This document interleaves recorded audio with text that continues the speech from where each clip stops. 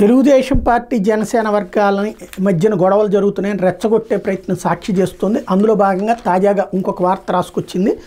వైఎస్ఆర్ జిల్లా గోపవరంలో జనసేన టీడీపీ నాయకులు పరస్పరం దాడులకు పాల్పడ్డారు. గోపవరం రెవెన్యూ పొలం 1624 సర్వే నెంబర్లోని ప్రభుత్వ భూమిలో గ్రేటర్ రాయలసీమ ఫోరం కమిటీ ఆధ్వర్యంలో బద్వేల్లోని మిద్దెలవారిపాలెం, కోటవీధి, లక్ష్మీపాలెం ప్రాంతాలకు చెందిన పేదలతో పాటు కొంతమంది బలిజ వర్గం వారు కూడా గుడిసెలు వేసుకున్నారు. ఈ క్రమంలో స్థానిక టీడీపీ నాయకులు మంగళవారం రాత్రి ఆ గుడిసెలను కాల్చేశారు. దీంతో సమాచారం అందుకున్న జనసేన నాయకులు భారీగా గుడిసెల వద్దకు చేరుకున్నారు. స్థానిక టీడీపీ నాయకులు కూడా అక్కడికి రావడంతో రెండు వర్గాల వారు పరస్పరం దాడులు దిగారు. కర్రలు రాళ్లతో కొట్టుకున్నారు. Badvel rural CI Vikramasimha, rural SI Ravikumar సిబ్బంది వచ్చి ఇరు వర్గాలను చెదరగొట్టారు. ఈ దాడులో పలువురు గాయపడ్డారు.